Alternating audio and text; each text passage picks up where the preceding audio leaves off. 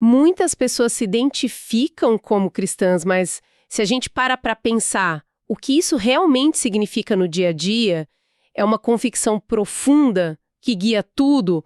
Ou é, sei lá, algo mais parecido com uma herança de família, tipo sobrenome ou aquela receita de domingo? Essa é a grande questão, né? Hoje a gente vai mergulhar num conceito fascinante chamado cristianismo cultural, usando como guia um artigo de Diego Pereira do Nascimento do site Teológico. A missão aqui é entender esse fenômeno onde a fé cristã parece ser mais uma identidade social do que uma relação pessoal com o divino. Exatamente. O cristianismo cultural é quando a fé é adotada como parte de uma identidade social, de uma tradição, e não necessariamente por uma convicção religiosa profunda. A gente vai explorar como isso se manifesta e por que é um tópico de debate tão relevante hoje, sabe? Especialmente nas sociedades ocidentais. Ok, então vamos lá. Como é, na prática, esse cristianismo cultural? O artigo dá uns exemplos bem concretos para ilustrar, né? Sim, dá sim. O primeiro exemplo é aquele que muita gente talvez conheça de perto. Qual seria? É a pessoa que se diz cristã por ter sido batizada na infância. Ela até frequenta a igreja, mas só em datas festivas. Ah, o cristão de Natal e Páscoa? Isso. Exatamente esse. Mas o ponto principal é que os ensinamentos não são aplicados no cotidiano, entende? A fé vira um evento, não um processo. Faz sentido. E tem um segundo exemplo que o artigo traz, que eu achei bem atual. O que envolve imagem e redes sociais? Esse mesmo. O uso de símbolos cristãos, um crucifixo, uma frase na bio do Instagram, mas sem uma participação real na vida da igreja. Pois é. E o que é fascinante aqui, segundo o artigo, é que essa postura leva a uma fé que o autor chama de formal ou aparente. Formal ou aparente. E é uma fé meio esvaziada de propósito, sabe? Onde as práticas religiosas são feitas mais por hábito ou por pressão social.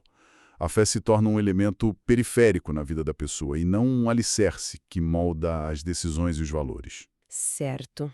E é aqui que a discussão fica realmente interessante. Porque o fenômeno não se limita a pessoas comuns. A fonte aponta para figuras públicas muito conhecidas que se encaixam nessa descrição.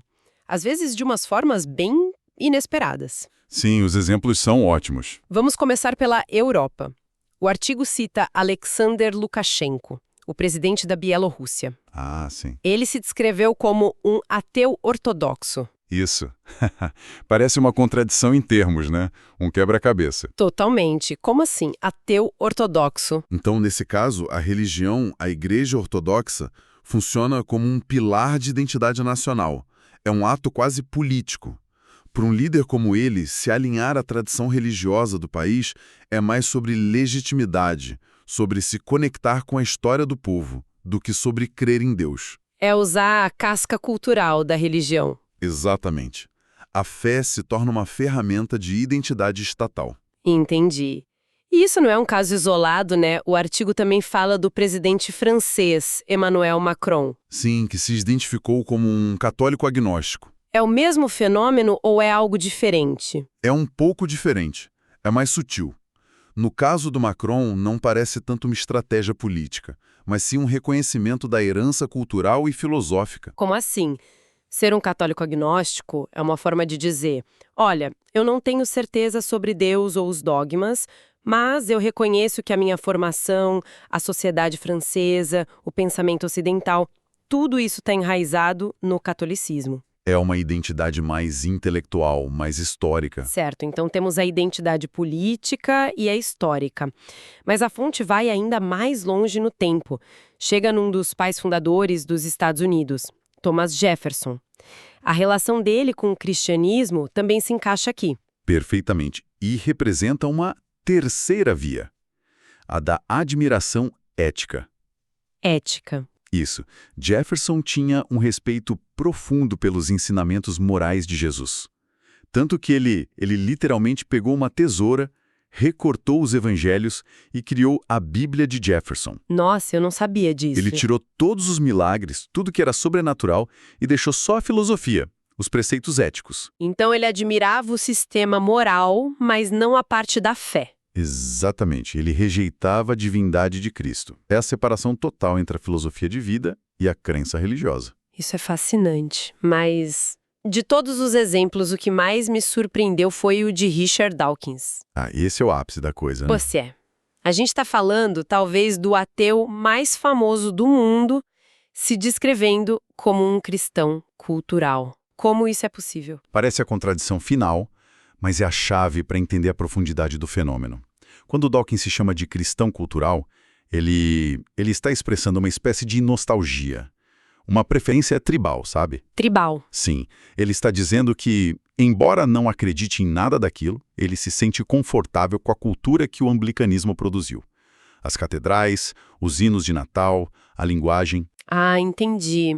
É uma preferência estética. Estética e cultural, pela tribo em que ele nasceu. É talvez a forma mais pura de cristianismo cultural, totalmente desprovida de fé, de ética, restando só o folclore e a tradição. Que doideira! E o artigo também amplia a lente para ver como isso funciona numa escala de nação inteira, né? Cita um escritor italiano, Benedetto Croce. Sim, e a ideia do Croce é poderosa. Ele argumentou que todos os italianos são, de certa forma, cristãos.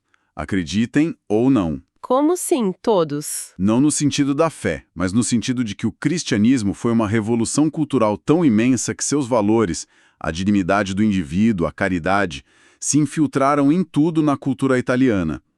É como se a cultura cristã estivesse no ar que se respira na Itália, entende? É a base de tudo. Isso descreve bem o cenário no Ocidente, onde o cristianismo é uma herança. Mas e quando ele é visto como algo importado? O caso da China, que o artigo apresenta, parece virar tudo de cabeça para baixo. É um contraponto perfeito, porque, historicamente, na China, o cristianismo era visto como desconfiança, como uma religião estrangeira. Yangjiao, né? Isso, Yangjiao. Mas, a partir do final do século XX, surgiu um fenômeno diferente. O termo cristãos culturais passou a descrever intelectuais chineses. Intelectuais. Sim, como o acadêmico Liu Shaofeng. Eles se dedicaram a estudar a teologia, a filosofia cristã, mas sem nenhuma intenção de se converter. Então qual era o objetivo deles? Era puramente acadêmico? Puramente intelectual. Eles viam o cristianismo não como um caminho para a salvação, mas como a chave para entender o Ocidente. Para decifrar o Ocidente. Exato. Para eles, era impossível compreender a arte, a ciência, a política do mundo moderno, sem entender o pensamento cristão por trás de tudo. Então é o contrário do que a gente vê aqui. Lá é uma aproximação deliberada e não um distanciamento de uma herança. Ok, já vimos vários exemplos, dos mais simples aos mais complexos. Mas vamos dar um passo atrás. De onde veio esse termo, cristianismo cultural? Ele tem origem na teologia? É interessante que não. A fonte explica que o termo não nasceu tipo num documento da igreja. Ele surgiu como uma categoria sociológica, uma ferramenta de análise. Sociológica. É a junção de cristianismo, a religião, com o cultural, que se refere aos costumes e tradições de uma sociedade. É uma lente para analisar essa interação. E para que esse fenômeno do cristão cultural possa existir, o cristianismo teve que ter uma influência gigantesca na cultura, para começo de conversa. O artigo detalha um pouco esse impacto no Ocidente. Sim, e é um impacto que a gente muitas vezes nem percebe. A fonte destaca como o cristianismo deixou sua marca em todos os pilares da cultura ocidental. Por exemplo, Bom, pense nas nossas ideias sobre liberdades democráticas, direitos individuais. Isso tem raízes na noção cristã da dignidade de cada pessoa. certo. Ou pense no progresso científico. Apesar dos conflitos, ele também foi impulsionado por uma visão de mundo que via a natureza como ordenada, criada e, portanto, passível de ser estudada. E, claro, na moral, a ênfase na caridade, a noção de igualdade. Esses valores estão tão entranhados que até um ateu no Ocidente opera dentro desse quadro de referência. É parte da herança cultural que a gente recebe tendo consciência ou não. Exatamente. Então, fazendo um balanço da nossa conversa, a gente começou com a pergunta se é possível ser cristão sem fé. E o que vimos é que, pela ótica do cristianismo cultural, a resposta é um complexo sim. Um sim cheio de nuances. Exploramos como isso aparece no dia a dia, nos rituais, vimos as várias faces do fenômeno em figuras públicas, do ateu ortodoxo ao católico agnóstico, e, por fim, entendemos como tudo isso só é possível porque a fé cristã moldou a cultura ocidental de uma forma muito profunda. Exato. O artigo nos mostra como uma fé pode se tornar tão onipresente numa cultura a ponto de, para algumas pessoas, se separar completamente da crença pessoal. Isso nos deixa com uma reflexão, né? Uma questão importante para se pensar. Quando os rituais, os valores e as histórias de uma religião se tornam simplesmente cultura, o que acontece com a identidade original daquela fé? E, por outro lado, o que acontece com a identidade de uma cultura se essa conexão, mesmo que só cultural, começar a se dissolver por completo?